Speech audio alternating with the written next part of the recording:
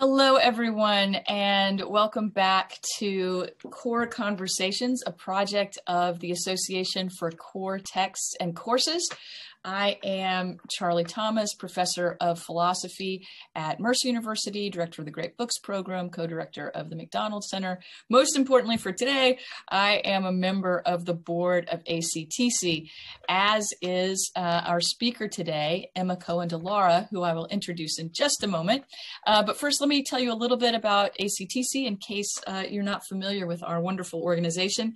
ACTC is an international professional liberal arts organization committed to fostering the use of core texts in undergraduate classrooms and supporting required courses and widely taken courses steeped in those texts. We have two main divisions of ACTC. One is the Institute division, where we do projects in liberal arts and Great Books curriculum, core curriculum. And the other is our conference division, which Professor Cohen de Lara is very involved in. She helps coordinates the biannual European ACTC conference, because we are genuinely an international organization. We can't have our face-to-face conferences right now because of the pandemic. Sadly, we miss each other very much. But we have developed this program to sort of tide us over and keep us connected while we can't be face-to-face. This is the Core Conversations program. If this is the first Core Conversation you've tuned into, please take a look on the ACTC website for several other recorded remarks like this recording, but also we have live Q&As and then post the recordings of those Q&As, because at ACTC we really are all about the conversation, and so this part of our programming is emphasizing conversation as well. So now it is my distinct pleasure to introduce Professor Emma Cohen de Lara to you. She is a senior lecturer in political theory and a research fellow at the Amsterdam Institute of Social Science Research, where she teaches classical and modern political thought and ancient philosophical texts. She's also the editor of Back to the Core, Rethinking Core Texts in Liberal Arts and Sciences in Europe. And she is a member of the ACTC board. So welcome, Emma, and look forward to hearing what you have to say about Plato's Laws. Great. Well, thank you so much, Charlie, for the introduction and also for the opportunity to talk Plato's Laws.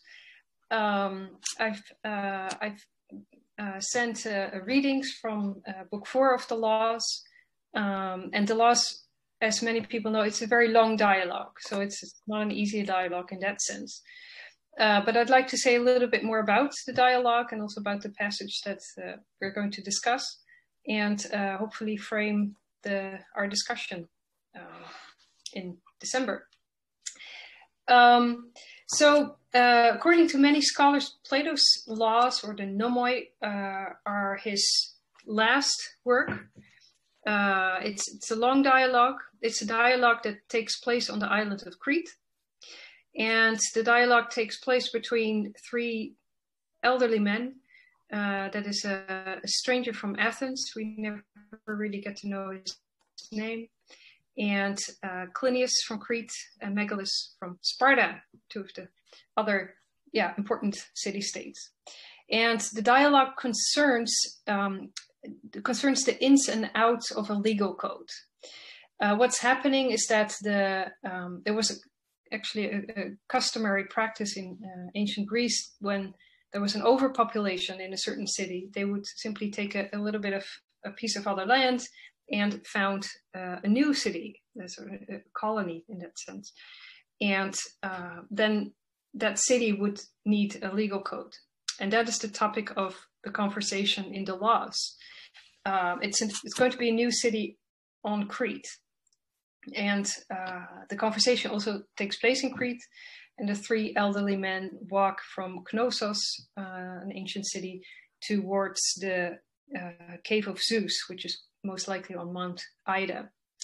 And all along they talk about laws, meaning not just the written laws for this new colony, but also the unwritten laws or the customs, and what you could say the legal principles. What kind of principles should laws be based on? And that also includes a conversation about human psychology, for example. What are human beings like? So it's a very broad conversation, and it's wonderful to see. It's also a very leisurely conversation, which is very apt because these are all important topics. And yeah, the three gentlemen use this walk and this day to really, as far as possible, reflect and exchange their ideas on these topics. And what you also see is a genuine interest, I think, between the three men in what they have to say about these topics, and also about what kind of insights into customs they bring to the conversation.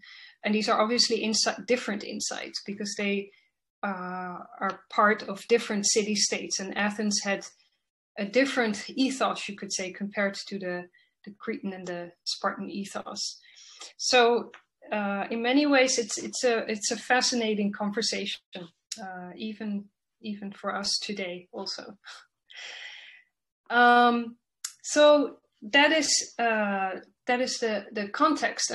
But before I want to talk about the passage in Book 4 that I'm asking people to read, I want to start out with talk about a different passage that I think will help us understand what's going on in the passage of the reading. And this different passage is the passage about human psychology in the Laws. And there it's a little earlier. There Plato uses the image of human beings as puppets on strings, which is a curious image, and it might instantly offend our more liberal ideas, but bear with Plato for a moment. So he says, well, let's imagine human beings being puppets on strings, and these strings are pulled by the gods. And whether they do this for fun or for a more serious purpose is that he says he doesn't really know, but he's asking us to go along with the metaphor. And these different strings represent different parts of the soul, you could say, or different sentiments. One string, the most important string, is a golden string or golden cord, and that is the cord of the logos, or of the logistikon, of calculation. And the fact that it's, in the story that it's golden, already indicates that this is the most important string. And the stranger says, well, and human beings should always follow it. This golden cord of calculation, indicating that it's the string that leads to virtue, because virtue is composed of making rational decisions about what to do or how to act. But there are other strings as well that pull the puppet in different directions. And these strings represent the emotions and the desires that people have. And so you can imagine that this puppet moves in an area where sometimes his decisions and his actions follow the golden cord and are a virtuous choice. But sometimes, the puppet's overcome by passion or by an emotion. And then the decision and the act is not quite virtuous. Next to the golden cord, there is another cord, and it's not always noticed, but I think it's very important to notice it. And that is the cord that is presented as the helper to the golden cord. And so because he says, well, this golden cord, it's a beautiful metal, but it's a very weak metal, so it needs helpers. And this cord that constitutes the helper is what he calls in Greek eidos, which means awe or reverence. So that is a kind, it is not the same as reason. You could say it's a kind of disposition or a kind of sentiment that that implies that the puppet or the human being is respectful of something greater than itself. And this greater than itself can be, well, perhaps the community or the law, or the law as embodiment of reason, or the reasonable choice. And you also have to, again, keep in mind that this golden cord is represented as a divine cord. It's something that attaches the puppet in a specific way to that which plays with it, namely the gods or the god. And so here Eidos also acquires that aspect of reference, of being in awe of something greater, maybe even something metaphysical that goes beyond the puppet, or that goes beyond the human being. So that's the human psychology he presents us with. And I think you already see, and the very beginning of the laws, the very first sentence already uses the word theos, or God. You already see that in the laws, the laws, the communal life of the city, the people in the city, and the divine mix constantly. And you also see that in the passage that I asked people to read, and there I want to develop a little bit more this connection between law, obedience to law, human psychology, the way in which human beings obey the law, the way in which they are persuaded to obey the law and follow this golden cord of reason, and also the divine. So hopefully that sort of mix becomes a little bit more clear when we look at the passage that I hope everyone gets a chance to read. And this passage is from book 4, and it constitutes the sort of explicit preamble to the legal code. He says, well, if all of these new citizens are gathered, then we should address them. I go a little bit back and forth, because at one point he also says that the entire discussion between these three gentlemen could constitute the preamble to the legal code, so he draws it even wider. But anyway, this is specifically the first address to the new citizens of the colony. And it starts out again by reference to the god, the theos. He says, sirs, let us address them.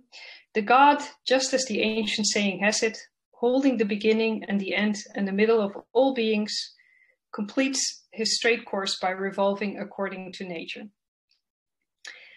And then a little further on, he says, he asks the people, the subjects to the legal code, to obey or follow or imitate this God that holds the beginning and the end and all movement in between. And a little further on, he says, what then is the activity that is dear to and follows God? And then he quotes an ancient saying, like is dear to like if it is measured. Things that lack measure are dear neither to one another nor to things that possess measure. For us, the God would be the measure of all things in the highest degree, and far more so than some human being, as they assert. So it's a very rich passage, and I like it and appreciate it because it gives us a better grasp of what this Athenian stranger means by the God or God, and also how it connects to the comments made earlier about the idea that man should always follow the golden cord of reason. And he shows here that I think for him or for the laws, the God first and foremost presents presents reason, you could say, presents the notion that to follow the God means to measure or to order your actions according to reason. He's taking issue here, of course, with the sophists as well. Someone like Protagoras argued that not nature, but man is the measure of all things, which result in effectively in a kind of relativism or subjectivism. And we see here the Athenian explicitly opposing that. He says, not man is the measure of all things, but God is the measure of things. Still, human beings participate in that measuring because we have this divine element in our psyche. And in the puppet analogy, that divine element is represented by the picture of the golden cord. But elsewhere, he calls the divine element nous. So both nous in a cosmic sense, but also nous in terms of that divine spark or divine element in the human soul. And so the preamble, in a way, ties everything together in the sense that laws, the embodiment of reason, is meant to habituate human beings to become attuned, you could say, to the cosmic order, which is governed by God as nous, or God as the source of measure,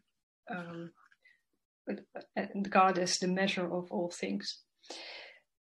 So it's a very beautiful picture. You could also, one thing that we could also talk about is what kind of function does this preamble have in the overall scheme. It's noted before that Plato is doing something really almost unique here.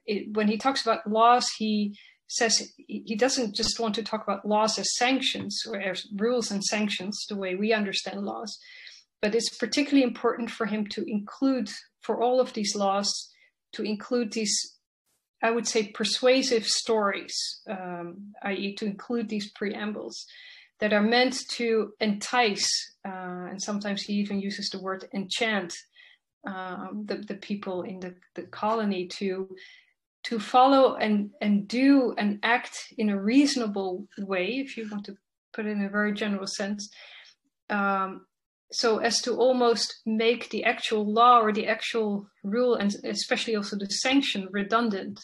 So it's an invitation to become reasonable, and based in a certain understanding that that to be reasonable is certainly, it's not something subjective, but to be reasonable orders the community in a way that is harmonious, and that harmony is actually a possibility.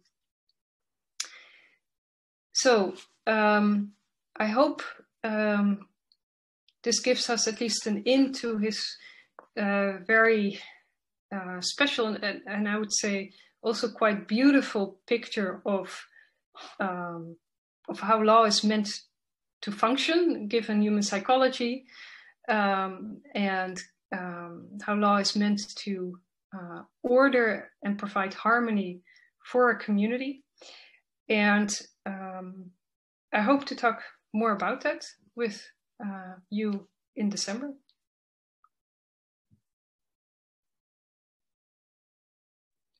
Thank you so much, Emma. That's great. I spend a lot of time thinking about Plato, so I have a million questions. But would it be okay if I asked one or two, since we have a minute? Okay, great.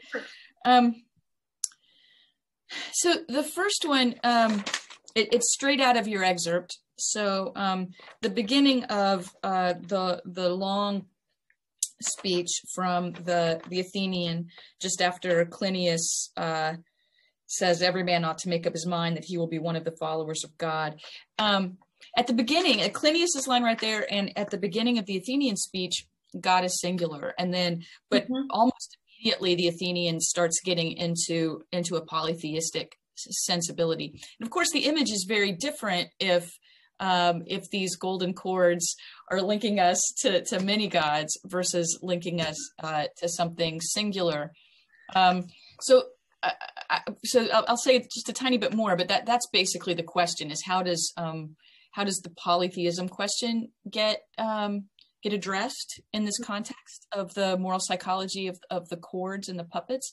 But one of my go-to images, one of the images that helps me the most in making sense of the Republic, is the ship of state in Book 6, and I'm wondering to what extent. So this is, I hope, two sides of the same question. To what extent is the image in the laws that you're presenting us like the image of the true pilot, who, if he is not just a stargazer, if he actually manages to be the true pilot, both has to apprehend the patterns of the stars and has to translate that into action for the sailors and the ship owner and everyone else who's on board the ship. Are the golden cord, is the golden cord and our attachment to it something like the true pilot's apprehension of the stars, and is the relationship of the golden cord to law something like, or it's not the golden cord, it's actually the helper cord, right? Is that helper cord, the relationship of the helper cord to law, kind of like the relationship of that the true pilot connects from the stars to the ship? Yeah, two very rich questions. That's really great. The first thing that, I mean, I also find it, I mean, I think every reader finds it curious to say, and it's a bit tricky to see that at times the Athenian stranger talks about the god, being one god, and at times he talks about it in the plural, so there are many gods. And of course he's coming to and addressing polytheistic community, or at least people, and he himself as well, come from communities where there were many gods and people revered many gods. I think, but maybe a more detailed reading is there necessary. I think Plato's project in the laws in this respect is, I would say, similar to his project in the Republic, where he is trying to make a case for revising or changing the stories about the gods that the guardians should listen to. And he's taking issue with the more anthropomorphic understanding of the Greek gods, which he rejects. So the guardians should not listen to gods that are crying or that are being petty and so forth. So it's a sort of a project of revising the Greek mythology of the gods. And I think that there's something going on here as well, although not maybe as explicitly. But I think that fundamentally, Plato would want to argue that there is, without sounding like a Christian imposing her views. No, of course, right. Because I think the God in Plato is different from the personal Christian God in Christianity.